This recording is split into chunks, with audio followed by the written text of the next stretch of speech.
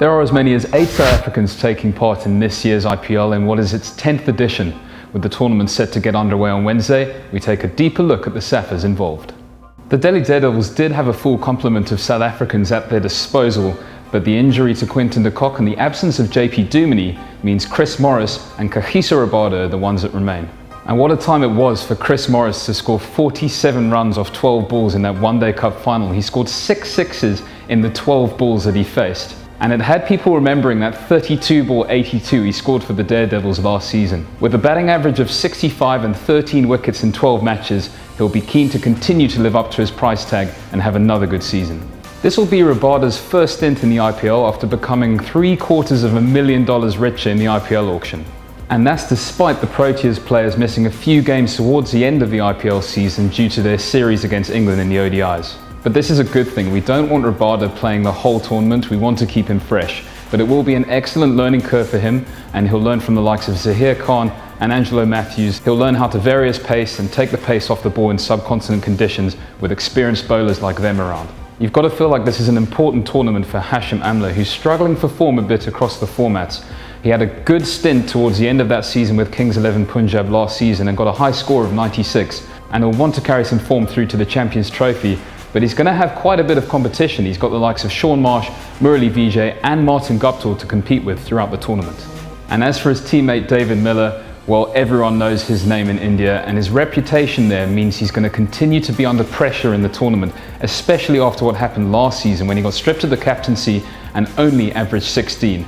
But if he finds some form and scores run this season, then that's only good for the Proteas going into that Champions Trophy. And as for Imran Tahir at the rising Pune supergiant, well, he's actually got a point to prove despite being the #1 ODI and #1 T20 bowler in the world. Not only was he snubbed at the IPL auction after being released from the Delhi Daredevils, but he's also got some quality spinners to compete with in that team. Ravichandran Ashwin is injured, but Adam Zampa is in that team as well, and he took the most wickets out of anyone in ODIs last season. So at the ripe old age of 38, he's going to want to prove a point to all the franchises that turned him down, but hopefully by the end of the tournament we'll still have a fresh Imran Tahir for the Champions Trophy. Like Hashim Amla, this will be a big tournament for Faf du Plessis, but for completely different reasons. He's in the form of his life at the moment and he'll want to ride on those coattails in the IPL. Faf scored 2 half-centuries from the 6 matches he played at his new franchise supergiant last season, and with over 1,500 runs to his name in the IPL and an average of 30, that's a fantastic return for du Plessis. But one's got the feeling that he can go bigger than that. He's taken his game to an entirely new level now, and with a high score of 73 in the history of this tournament, you've got to feel like a century isn't too far away. He's probably going to be opening the batting or coming in at #3 for his side, so I predict a century for Faf in this tournament.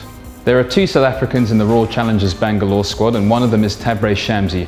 But to be honest, I can't see him getting too much game time this season. He's taken 3 wickets in the 4 matches he played last season, and believe it or not, he hasn't played a T20 international for the Proteas before.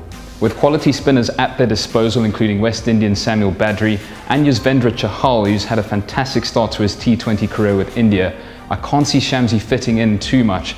He'll just have to get what's given to him, and especially with the likes of AB, Shane Watson, Timor Mills and Chris Gale all filling those 4 overseas spots, it might be a struggle for Shamsi.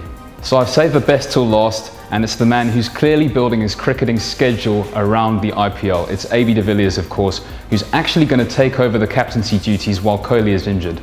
And he's going to try and get an underachieving side all the way through to the final and win their first ever IPL tournament. He has 3 centuries to his name, over 3,000 runs, and one of the best strike rates in the business in the IPL. And I don't know about you guys, but I am excited to see how he plays once again with the likes of Gale, Watson and Kohli around him in the batting order.